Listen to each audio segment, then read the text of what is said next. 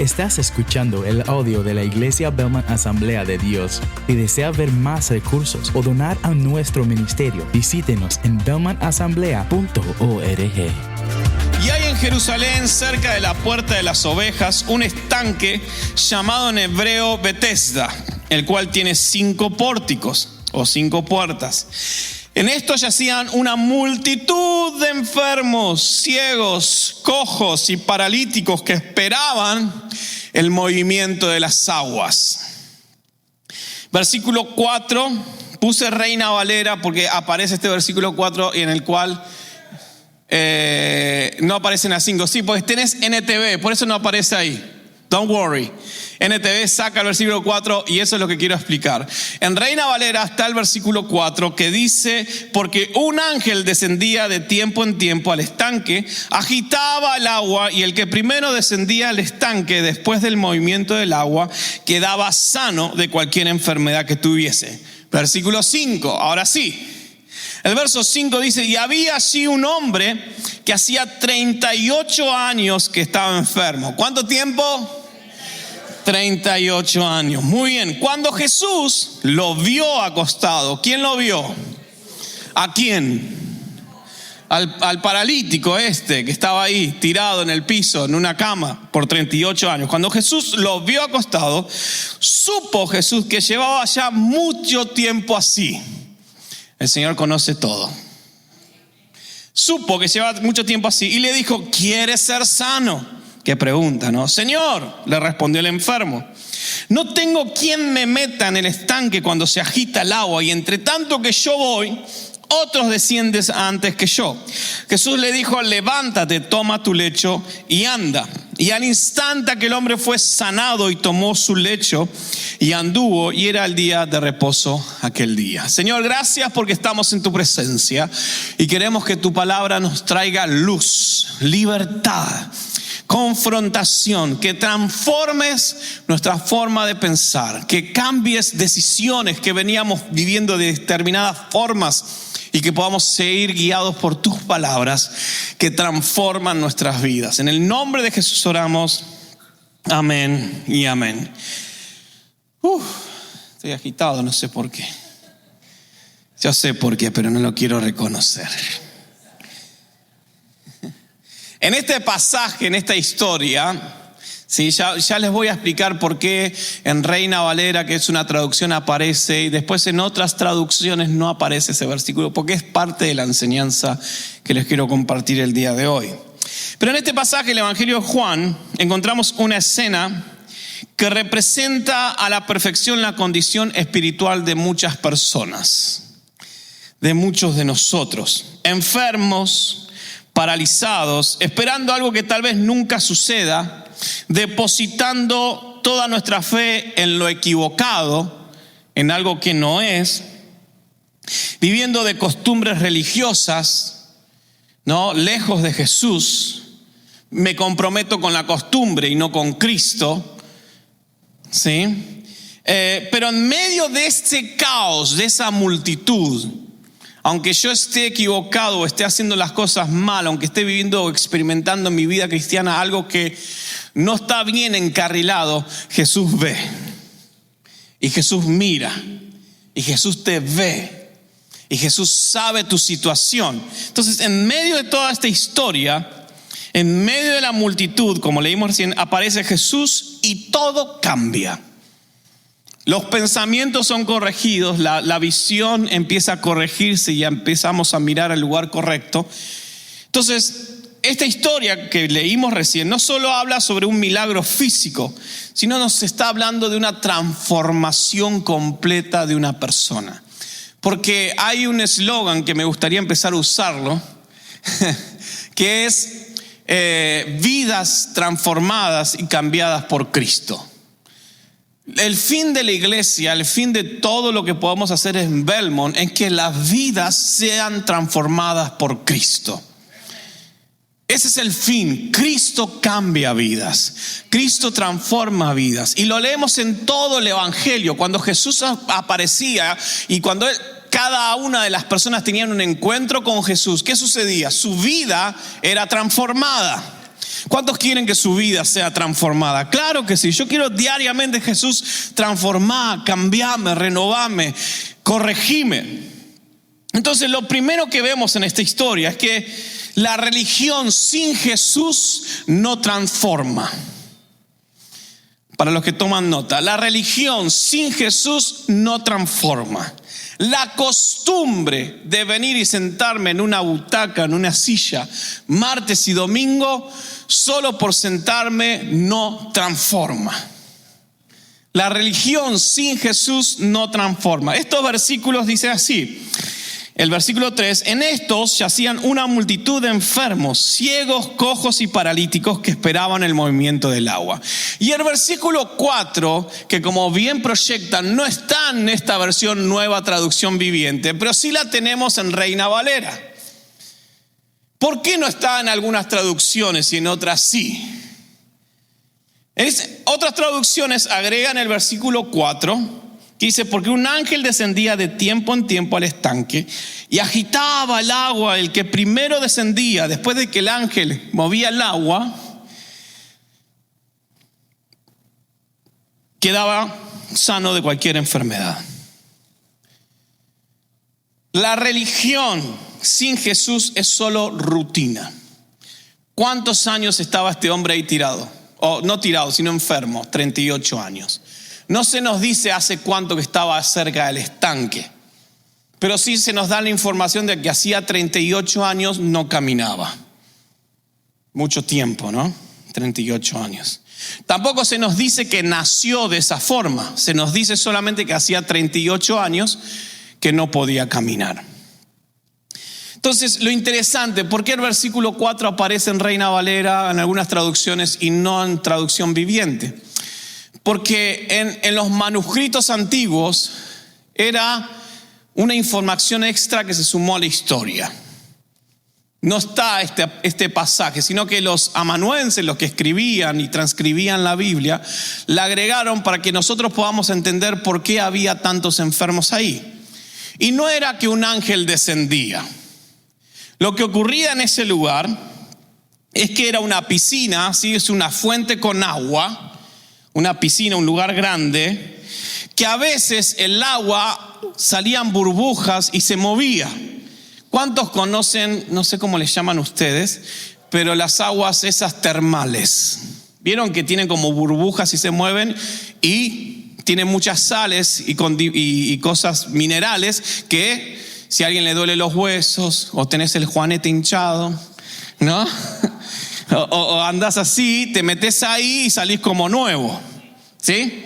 Bueno, esas aguas eran como aguas termales. No era que un ángel bajaba y movía las aguas. Era un dicho que se decía en ese tiempo. Y viste como todo el chisme, cuando decís algo, se esparce por todos lados, ¿no? ¿Cuántos conocen esto de leyendas urbanas? Se dice que... Entonces, esto era una leyenda urbana. Por eso lo encontramos en algunas versiones y en otras no. ¿Por qué? Había muchos enfermos en ese lugar que esperaban el movimiento de las aguas. En realidad eran aguas termales que a algunos sí les ayudaba, a otros se pasaban la vida esperando y nunca pasaba nada. ¿Me siguen? ¿Sí? Acá aprendemos todos, ¿no? Acá yo quiero enseñarles lo que el Señor nos enseña. Ni más ni menos. No es lo que yo pienso, es lo que las Escrituras nos enseñan. Y ese es mi fin y eso es el deseo de mi corazón. Entonces, ahí estaban todos los enfermos. Entonces, todo lo que estaban ahí era mera superstición. Pero era la clase de creencia que se había extendido por todo el mundo antiguo y existe en algunos lugares. Entonces todo esto fue agregado por los copistas para explicar la creencia de la gente. Por eso lo encontramos en algunas versiones y en otras no. Porque si no estuviera esta explicación como en la NTV, decimos ¿por qué había tantos enfermos alrededor de esa fuente? ¿Se entiende? ¿Por qué? Porque estaba esta creencia. Nunca se habían sanado ningún enfermo. Esperaban y nunca pasaba nada. Y eso sucede cuando vos pones tu fe y tu esperanza en creencias urbanas. Cuando vos pensás que por vestirte bien y estar bien todos los días temprano en la iglesia, te va a ir bien. Cuando vos pones tu confianza en eso, no. Porque puedes estar todos los días temprano en la iglesia y golpeas a tu esposa, golpeas a tus hijos. ¿Se entiende? O robo en el trabajo. Entonces, o nunca cambio, porque en realidad no estoy poniendo mi fe en lo que realmente debe ser. ¿Sí? Entonces, esta gente estaba poniendo toda su esperanza, toda su fe en algo que no existía, en una creencia urbana que nadie había visto nada y nunca nada había pasado. Entonces, solo eran aguas medicinales. Y muchos enfermos esperaban una oportunidad, algo que nunca iba a ocurrir, nunca iba a suceder para ser sanos. Y muchos se pasaban la vida y nada les sucedía. Imagínate este hombre paralítico. Vos miraste cuadro. Hace 38 años que no caminaba. Estaba tirado en una, ¿cómo le dicen? Como en un colchón, en algo, en el piso. Era paralítico, tenía que ir hasta la fuente si era que eso pasaba, y estaba solo. Nunca iba a llegar.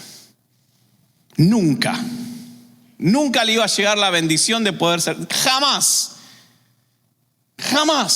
¿Sí o no? Nunca. Pues si es ¿cómo vas a llegar? Si encima era el primero que llegaba. Te vas a morir así.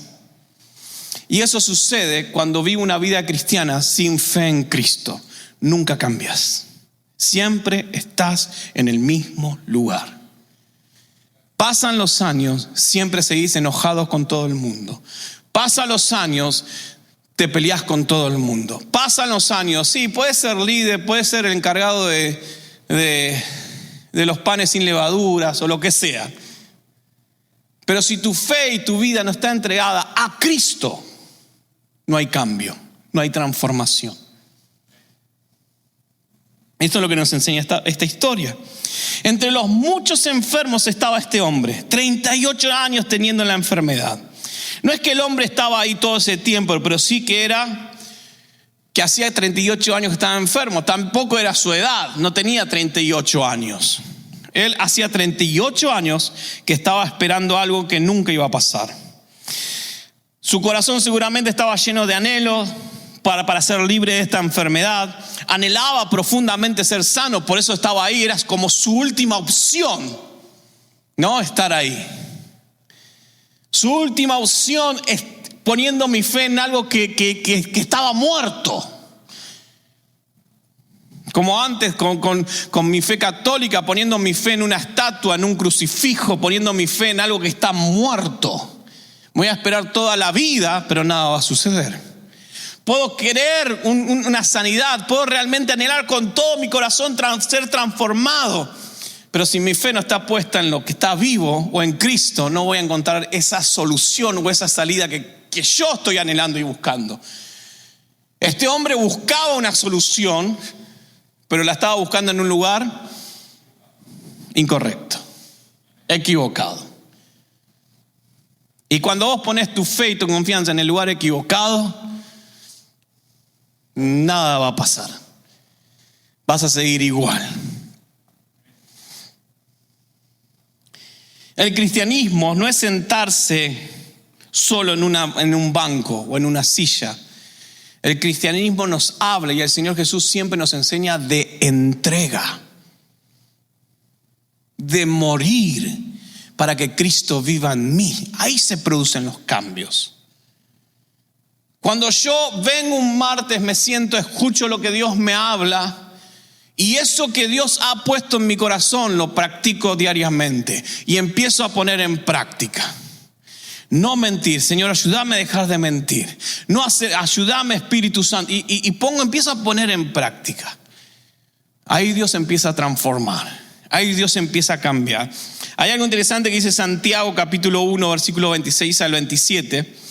Dice: si afirmas ser religioso pero no controlas tu lengua, te engañas a ti mismo, y tu religión no vale nada. La religión pura y verdadera a los ojos de Dios Padre consiste en ocuparse de los huérfanos y de las viudas en sus aflicciones y no dejar que el mundo te corrompa. ¿Qué nos está hablando Santiago? Santiago podemos adherirlo a la historia de este hombre que estamos analizando y viendo recién, porque la religión que es vana y la religión pura e incontaminada, acá nos está hablando acerca de dos opuestos. Una religión que está puesta solamente en costumbres, en algo hueco, que no transforma, que no cambia. Yo puedo ser un religioso católico y puedo ser un religioso cristiano que es evangélico. ¿Sí? Porque vengo el domingo religiosamente a las 1 de la tarde, religiosamente, pero después lo que pasó acá adentro, de la puerta para afuera, quedó todo ahí adentro. No hay evangelismo, no hay una vida que refleje a Cristo. Entonces eso está hablando Santiago. Santiago dice, si alguno se cree religioso, pero no puede controlar su lengua, la religión de tal es vana. O sea, puede que todo lo externo que hagas en la iglesia te parezca súper cristiano. Y yo estoy en los Compass Kids y estoy en el grupo de bienvenida y estoy sirviendo y trabajando y vos pensás que eso es espiritualidad. A veces como cristianos confundimos servir a Cristo con espiritualidad. Servir es algo externo, espiritualidad es algo interno. No significa porque estás en muchas áreas de la iglesia sos espiritual. Un ser espiritual es aquel que vive diariamente entregado a Cristo, que ama a la suegra, como yo. Yo la amo, a veces hago chiste, me van a conocer, pero yo amo a mi suegra. Y va a venir y se la voy a presentar. Pero usted no le diga nada. Yo la amo a mi suegra, es una genia. Entonces, lo que dice Santiago, que si yo pienso que el servicio es sinónimo de ser un buen cristiano, me estoy engañando a mí mismo. Porque Dios no se satisface de rituales. Dios está interesado en cambiar tu vida, en transformarte. Recién cambiamos, yo no soy esclavo del temor si no soy ¿qué? Hijo de Dios. Y el hijo es igual ¿a quién? A papá o a mamá. No, depende cómo se porte. Si se porta bien salió mamá, si se porta mal y el padre que tiene, ¿no? Qué feo eso, ¿eh? Pero cuando Dios habla de relación, Dios habla de quiero tener una relación con vos, quiero transformarte, quiero hacerte nuevo, quiero cambiar tu vida. Y esa transformación que Cristo hace en mi vida, después es el reflejo de lo que yo hago para Él. No es que yo hago algo para que Dios me ame, sino al contrario, yo estoy sirviéndole por cómo Dios me está transformando mi vida. Mi familia, mi matrimonio. ¿Qué es más fácil? Y esto lo hablaba con mi suegro. ¿Que Dios te perdone de tus pecados o que le diga a este paralítico levántate y anda? Para Dios es fácil hacerle un milagro. Es fácil sanar, pero Dios no solo quiere sanar y darte un milagro, Dios quiere transformarte. Dios te quiere en su reino. Dios te quiere limpio. Dios te quiere sano. Un cambio de vida. Y eso es lo que debemos buscar en Belmont. Buscar a Cristo y buscar una transformación. Que ni tus familiares te reconozcan. Vos sos otro, Cristo me cambia. Vos sos otra, el Señor me cambió. Entonces, ¿qué va a buscar la gente? No va a buscar que, yo quiero estar en Compass Kids o yo quiero estar en este ser. No, yo quiero ser como vos. Pero ¿cuándo? Cuando yo me entrego. Entonces esto me lleva al segundo punto. Jesús no solo te sana, sino te transforma. Versículo 6 dice, cuando Jesús lo vio acostado, esto me impacta. ¿Quién toma la iniciativa acá? Jesús. Porque ¿qué estaba mirando el paralítico este? La fuente, ¿no? Y Jesús estaba ahí, y esto es increíble, hermano. Porque cuando vos perdés el tiempo en cosas externas, no sos capaz de ver a Cristo en tu vida. Estás tan angustiado por lo que querés cumplir que no sos capaz de ver que Cristo se está acercando a vos. Estás tan angustiado porque Dios cambia algo que no estás viendo a Cristo en tu vida. Por eso Él se acerca a nosotros. Y Él viene. Tac, tac, te toca. Y fíjate qué narrow, ¿no? Qué angosto que era el pensamiento de este hombre, que Jesús le dice, ¿quieres ser sano? ¿Y qué le dice Él? Fíjate ahí en la Biblia. ¿Qué le dice? ¿Qué le dice? Nadie saca su Biblia. Bueno, yo se lo voy a leer. No escucho. Muy bien. No tengo quien me meta. Todavía él seguía pensando en costumbres, en rituales. No tenía la libertad de Cristo en su mente. Él pensaba que si entraba al estanque iba a ser sano, teniendo al hacedor de milagros al lado. A veces vos tenés a Cristo al lado tuyo, estás buscando hacer algo para que Él te sane cuando lo tenés al lado tuyo.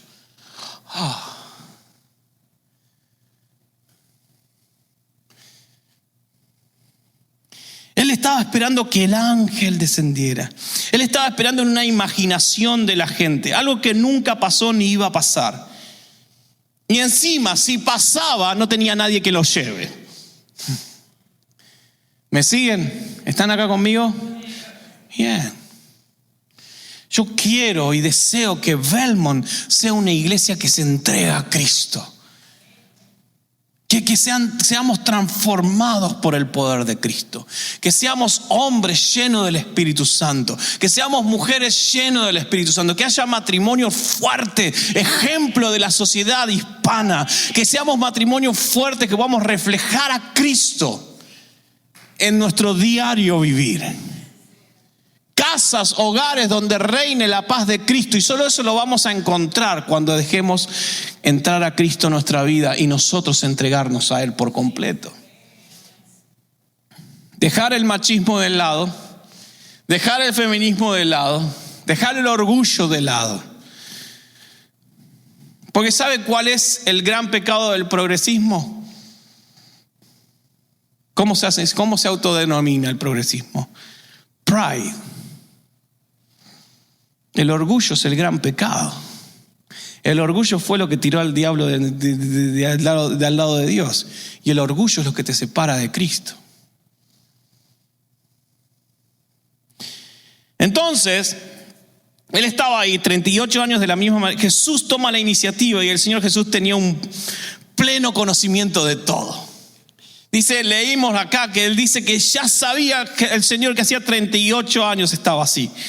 No se había encontrado antes con este hombre, pero Jesús sabía que ya llevaba mucho tiempo. Jesús sabe tu situación. Jesús conoce tu realidad. Jesús sabe cuál es tu situación, pero también sabe que no lo estás buscando a Él. Que no estás poniendo tus matrimonios en Cristo. A veces querés parches. Quiero que oren por mi hogar, quiero que oren pero no pones tu matrimonio en Cristo. Y la misma pregunta, ¿qué es más fácil? ¿Que te perdone los pecados o que te haga un milagro? ¿Qué es más fácil?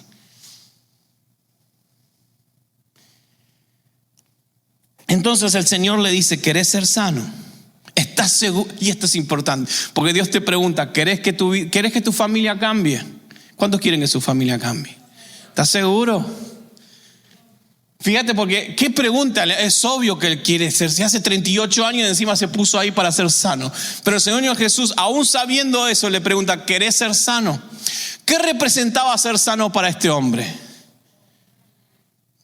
¿Y qué más?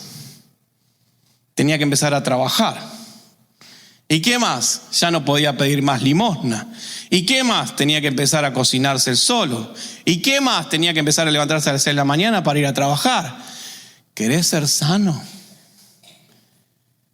Hay muchos que le encantan ser inválidos espirituales. Hay muchos que le encantan ser paralíticos. Hay gente que le encanta pedir limosna. Vos vas a alguien que está pidiendo limosna en el semáforo a ofrecerle un trabajo de 10, vení y decime cuántos quieren trabajar de 10. ¿Querés que tu familia cambie? ¿Estás seguro? Requiere esfuerzo. Yo lo voy a hacer, pero tenés que empezar a trabajar. Tenés que empezar a leer mi palabra. Tenés que empezar a alimentar tu espíritu. Tenés que empezar a buscarme. Tenés que empezar a comprometerte.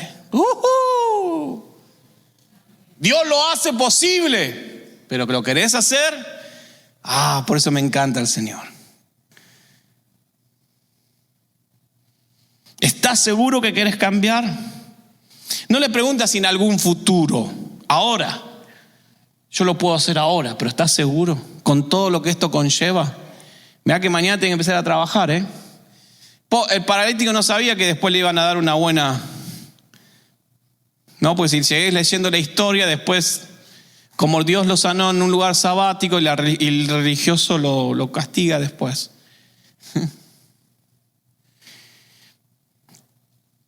Aquel hombre había estado esperando 38 años.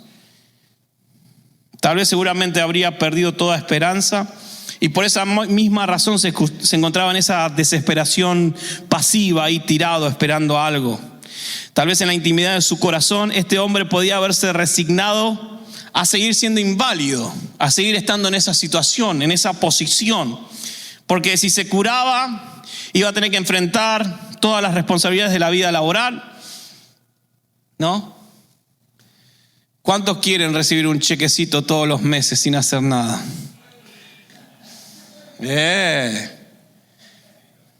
Ustedes saben que en Argentina había gente que mentía de discapacidad para recibir dinero. No sé si pasa acá. Allá en Argentina, acá no creo que pase, ¿no?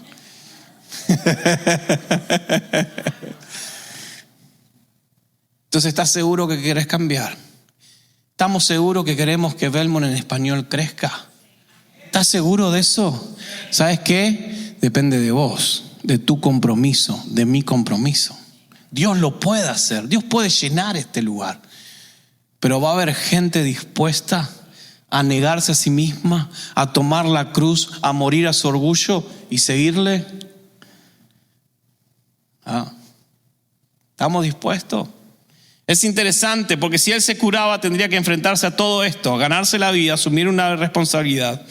Y el milagro de la vida cristiana es que las vidas sean transformadas. Dice el versículo 7 que al oír la pregunta de Jesús, el paralítico habló de la única sanidad que él conocía y de lo muy desesperado del caso porque pensaba que sería ir al sepulcro y nada más.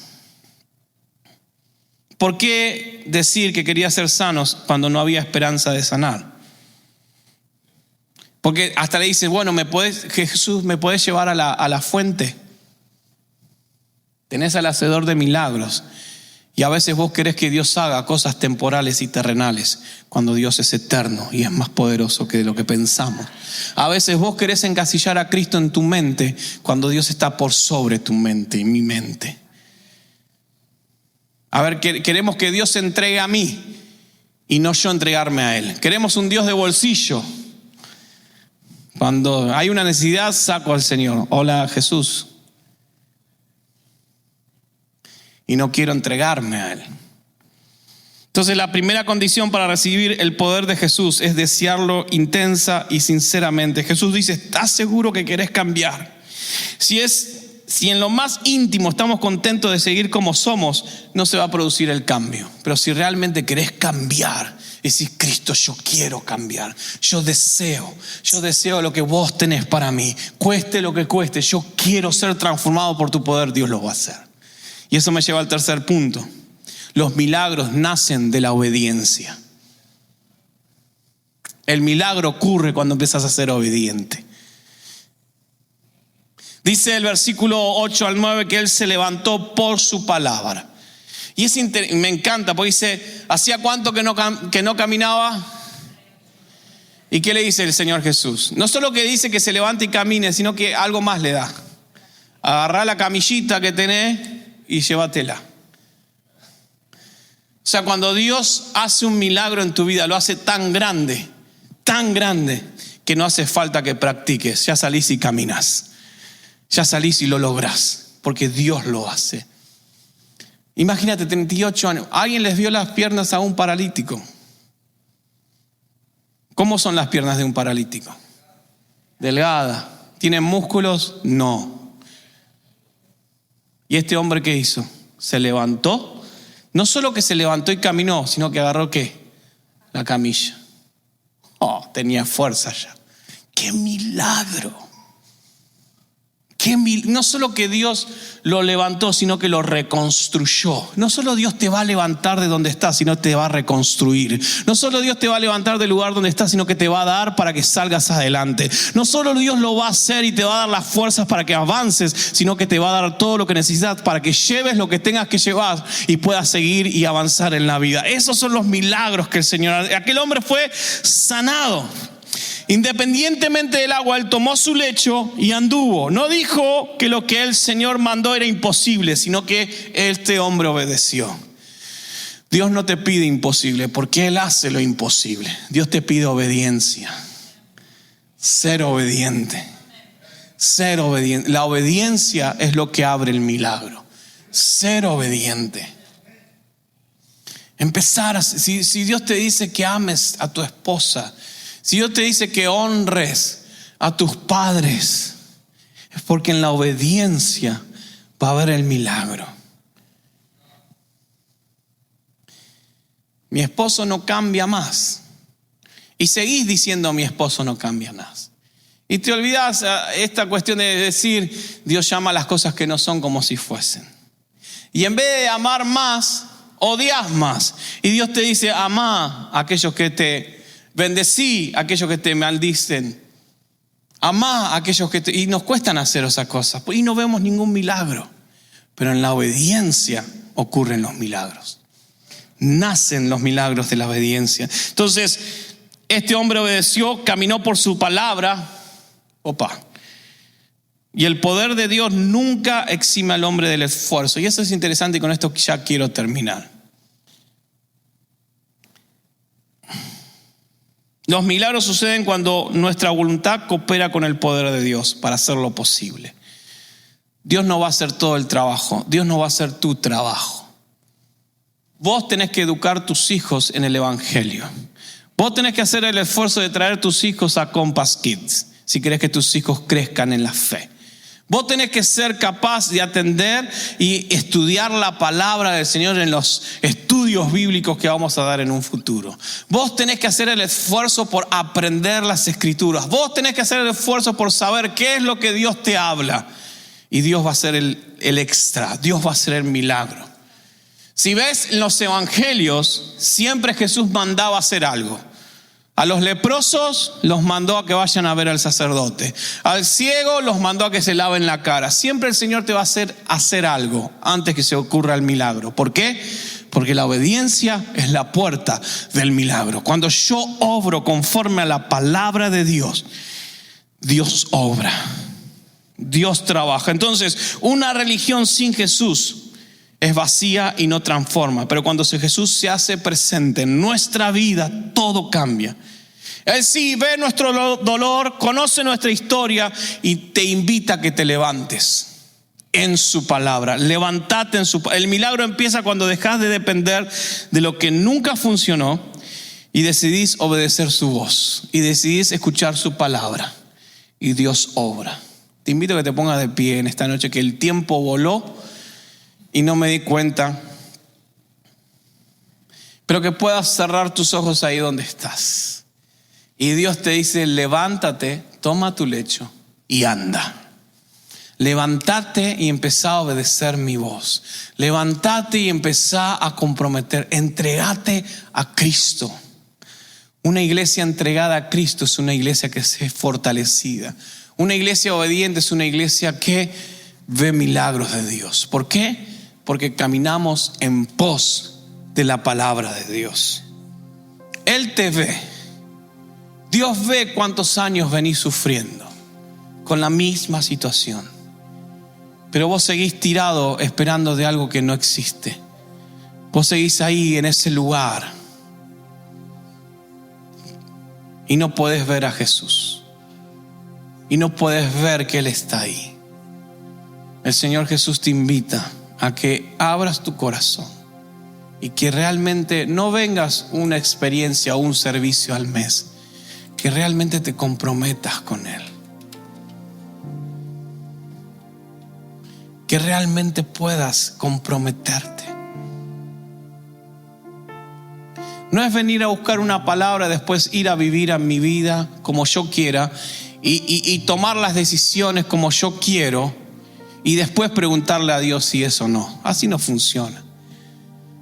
Este paralítico estaba ahí en el mismo lugar porque siempre tomaba sus decisiones como él pensaba, como a él le parecía, y esperaba de algo que nunca iba a suceder.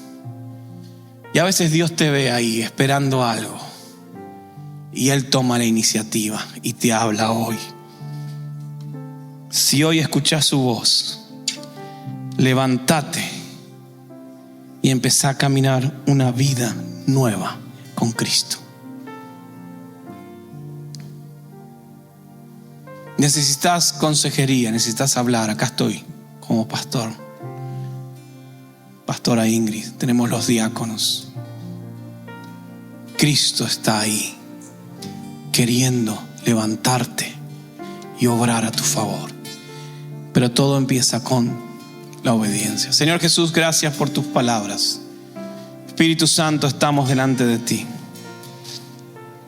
Señor, no queremos una religión vacía. Y si venimos viviendo una religión vacía de costumbres, esperando a ver si el ángel baja y mueve las aguas, viniendo cada martes y esperando ver si haces algo, sin siquiera intentar obedecer y comprometerme, Señor, hoy nos hablas. Hoy, Dios, vos golpeás la puerta de tu corazón, porque realmente querés levantarnos y empezar a dar pasos de fe. Arregla tu casa, arregla tu vida, deja los vicios, deja las malas costumbres, entregate a Cristo. Hoy es tu momento. Entregate a Cristo realmente. El Señor va a obrar conforme a que vos te entregues al Señor. Señor, gracias por tu palabra. Espíritu Santo, trae convencimiento. Si tal vez estabas alejado del Señor y hoy viniste y decís: vine a ver qué pasaba, vine a ver si el ángel bajaba y movía las aguas. Y el Señor ha golpeado la puerta de tu corazón diciendo: ¿querés cambiar? Te invito a que levantes tus manos ahí donde está y vamos a hacer una oración. Gloria a Dios por aquellos que levantan sus manos. Quiero que repitas esta oración conmigo. Señor Jesús, en esta noche me entrego a vos. Me entrego a ti, Señor, por completo. Ya no vivo yo, muero a mí mismo, para que vos, Espíritu Santo, tomes el control de mi vida. Señor Jesús, perdóname por mis malas decisiones. Perdóname porque siempre he hecho conforme a lo que yo pienso. Pero a partir de hoy abro mi corazón y, como aquel paralítico, te digo: sí quiero cambiar, quiero ser transformado, quiero empezar a caminar, quiero empezar a correr, quiero salir de este estado. En el nombre de Jesús. En el nombre de Jesús.